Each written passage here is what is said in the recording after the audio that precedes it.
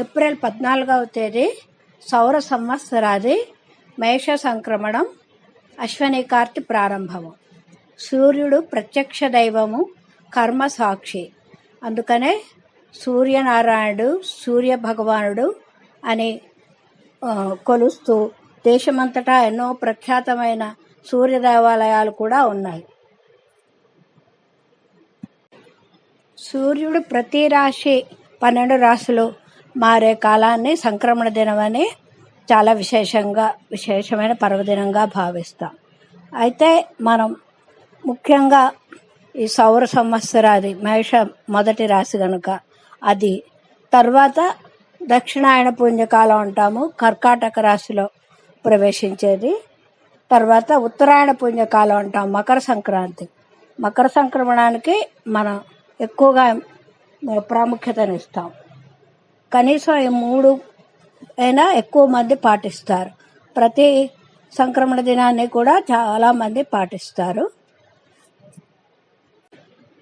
సూర్యభగవానుడు ఆరోగ్య ప్రదాత. సూర్యభగవాన్ని ఆరాధించి ఎన్నో వ్యాధులు నయం చేసుకున్న కథలు ఎన్నో చదువుతూ ఉంటాం. ఈ సౌర సంవత్సరాది సందర్భంగా సూర్యకాంత రాగంలో సూర్యదేవుడు ప్రార్థన, గణపతి సత్యనారాయణ స్వామి వారి భజన. సూర్యదేవా పాహి పాహి లోకబంధో పాహి పాహి, సూర్యదేవా పాహి పాహి లోకబంధో పాహి పాహి. త్వయి సమాగతే హసతి జగదితం, త్వయి గతే కళాహీనమేవ తత్. త్వయి సమాగతే హసతి జగదితం, త్వయి గతే కళాహీనమేవ తత్.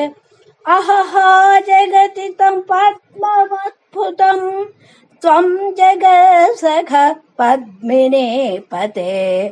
హహ జగదితం పద్మవద్భుతం, త్వం జగత్సఖ పద్మినే పతే. సూర్యదేవా పాహి పాహి లోకబంధో పాహి పాహి. త్వం త్రయీమయో నేత్రగోచరా, స్వాద్రగేవ భోదత్తరాడపి. త్వం త్రయీమయో నేత్రగోచరా, స్వాద్రగేవ భోదత్తరాడపి. దత్తతాం ప్రభో త్వం హవ్యోత్య మే, పూర్ణ సచ్చిదానంద సేతయే. దత్తతాం ప్రభో త్వం పహోత్య మే, పూర్ణ సచ్చిదానంద సేతయే.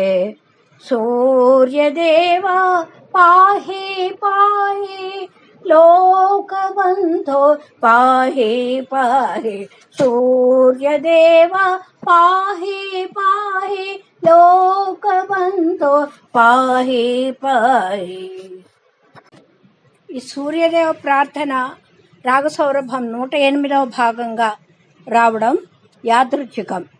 108 అష్టోత్తర శతనామాలు అంటాం. ఏ దేవతనైనా అష్టోత్తర శతనామాలతో కొలుస్తాం.